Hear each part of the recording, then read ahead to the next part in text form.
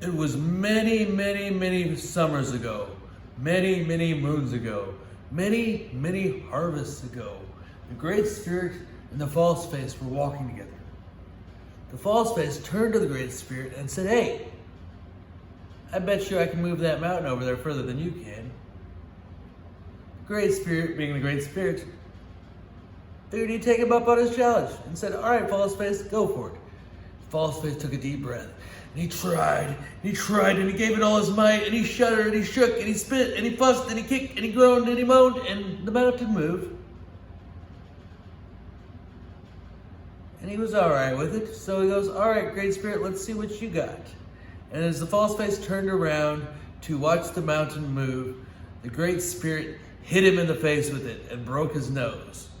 And due to his arrogance and pride, the False Face was in charge of ridding the world of sickness and disease for eternity.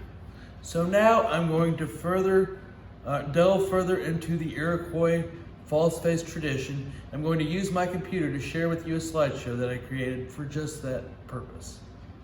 Thank you for your time and attention. False Face tradition, mostly because of the expressive and humorous qualities of those masks, but there's a lot of interesting reasons that I enjoy the Iroquois False Face mask that I want to delve into right now. So the False Face masks have been used by the Iroquois to rid their villages of disease brought about by evil spirits, just like I explained in the story at the beginning of this lesson.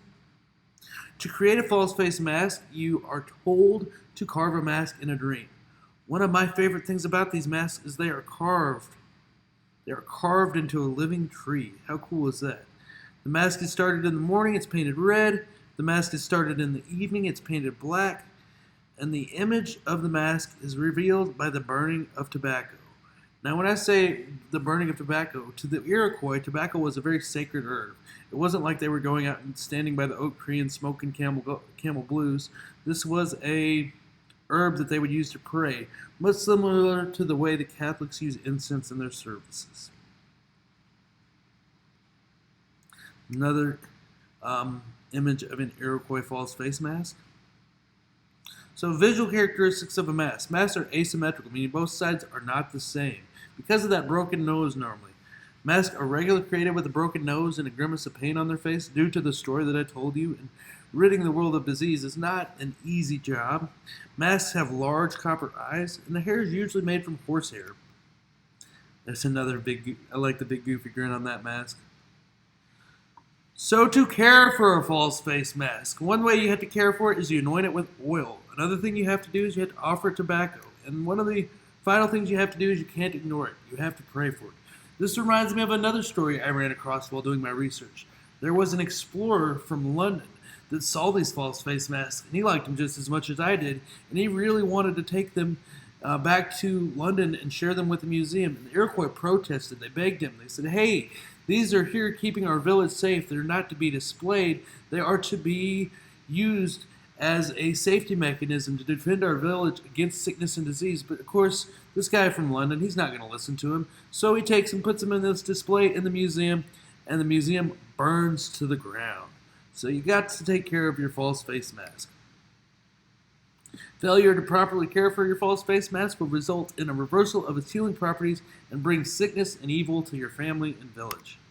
This is a really, really old false face mask. Again, asymmetrical composition with a broken nose, grimace of pain on the face, the copper eyes have long ago fallen out, but yeah, you can still see the rest of it. Pretty characteristic. Again, carved into a living tree until it was done. And then they cut the mask off and burned the tree. So there are two ways to join the False Face Society. One of them is to make a mask. The other one's to get healed by a mask.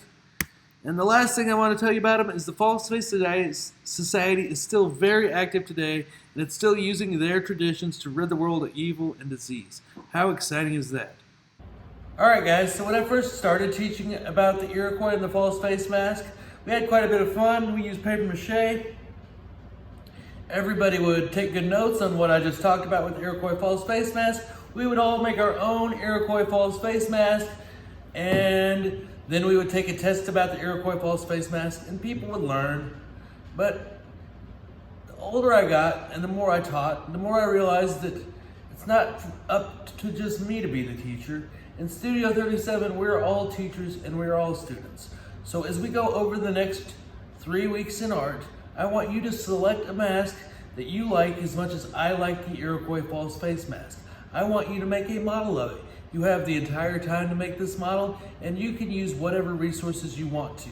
I will load up a bunch of videos about how to use paper mache that I think will be very useful if you want to use paper mache and cloth mache.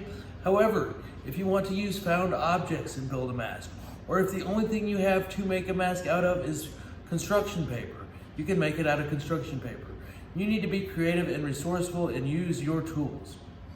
And also, I want you to create either a Prezi or a Google Slides or a PowerPoint, or you can write a paper, or you can make your own video talking about the mask that you chose, the history of it, and why you like it.